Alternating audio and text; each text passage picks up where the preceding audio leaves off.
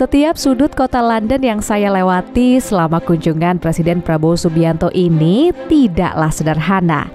Ia begitu mengagumkan, membekas indah dalam ingatan. Bukan hanya karena keelokan kotanya, namun karena dari lawatan luar negerinya ini, Presiden berhasil membawa pulang oleh-oleh berupa komitmen investasi senilai 8,5 miliar dolar Amerika Serikat atau sekitar 135 triliun rupiah. Sehingga setelah melawat kelima negara mulai dari Cina, Amerika Serikat, Peru, Brasil, dan kali ini Inggris, kerjasama yang terjalin bernilai total 18,5 miliar dolar Amerika Serikat. Presiden mengumumkan oleh-oleh ini sesaat setelah melakukan agenda CEO Roundtable Forum di Lancaster House, London. Saya kira ini menunjukkan optimisme mereka terhadap ekonomi kita, ya. Kepercayaan ini juga di Brasil juga demikian, di Amerika juga demikian, di Tiongkok juga demikian. Alhamdulillah, ya, sangat produktif. Oke, sesuai target dan harapan mungkin Pak. Agak melebihi. Iya kan? Melebihi. Jadi saya pulang bawa komitmen total 18,5 miliar dolar.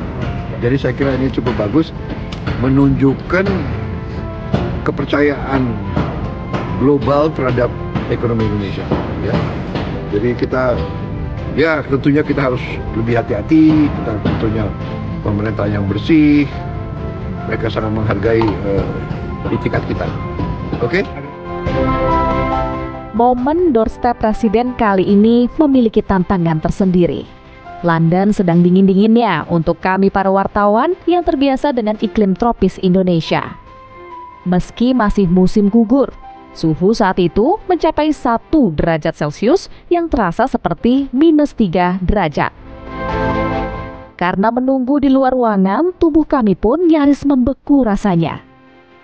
Setelah menunggu cukup lama, akhirnya Presiden Prabowo dan jajarannya keluar Lancaster House dan menuju ke barisan wartawan. Ada momen manis di sini pemirsa. Presiden yang sedang menjawab pertanyaan kami tiba-tiba saja beralih fokus ketika mendengar Menteri Sri Mulyani kedinginan selagi berjalan keluar. Presiden seketika berhenti bicara dan segera meminta orang-orang di sekitarnya untuk membantu memberikan mantel hangat kepada menterinya itu. Sorry. Izin Bapak. Pertama bertemu dengan Raja Charles, mungkin bisa dijelaskan apa masih komitmennya dari Raja. Iya.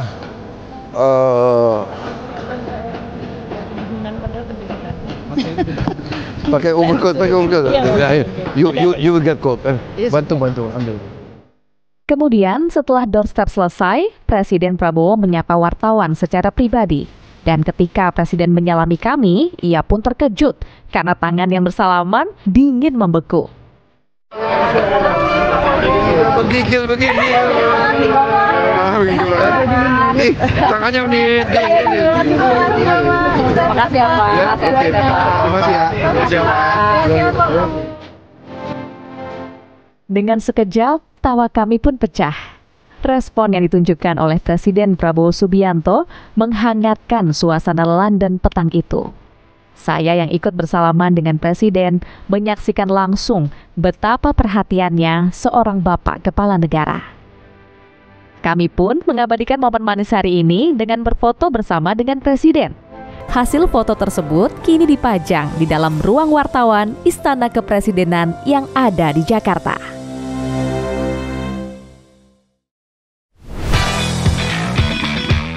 Siang hari di London berlangsung singkat. Matahari baru muncul setelah pukul 7 pagi, namun sudah mulai gelap sejak pukul 4 sore.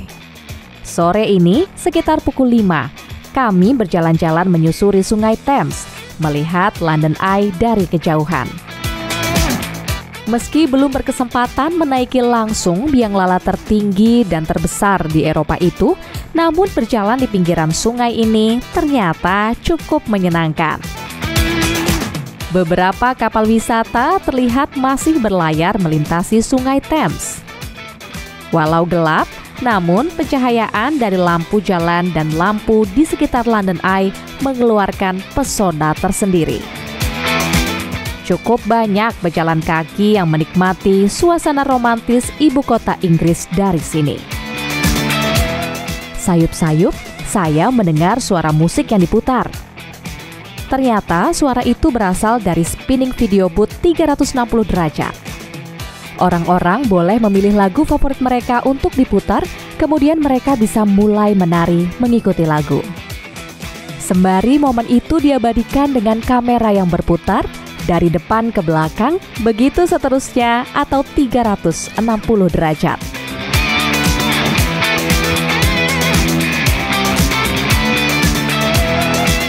Selama menyusuri jalanan London, saya banyak menemui red telephone box atau bilik telepon berwarna merah yang sangat ikonik ini. Merupakan simbol pertama kali teknologi komunikasi berkembang di Inggris. Pemilihan warna merah dalam desain kotak telepon bukan tanpa alasan. Warna merah dipilih agar mudah dikenali dan seragam dengan warna kotak pos serta warna bus di sini. Jika dahulu bilik-bilik ini dipenuhi oleh orang yang ingin melakukan sambungan telepon, kini red telephone box diincar untuk menjadi objek foto saat berkunjung ke London. Kotak telepon merah yang paling disukai adalah yang berlokasi di dekat Parliament Square. Di sudut ini terdapat deretan bilik telepon dengan jarak yang sedikit berjauhan dan memiliki latar belakang pemandangan Big Ben atau Elizabeth Tower. Saat ramai, orang-orang mengantre untuk berfoto di sini. Beberapa orang bahkan sengaja membawa kamera hingga fotografer profesional agar foto yang dihasilkan lebih maksimal. Itulah dia cerita peliputan saya untuk mengikuti agenda Presiden Prabowo Subianto di London, Inggris. Saksikan terus Bukan Jalan-Jalan Biasa dengan cerita perjalanan di negara menarik lainnya hanya di TV One. Fahade Indi mengabarkan langsung dari London, Inggris. Terima kasih dan sampai jumpa.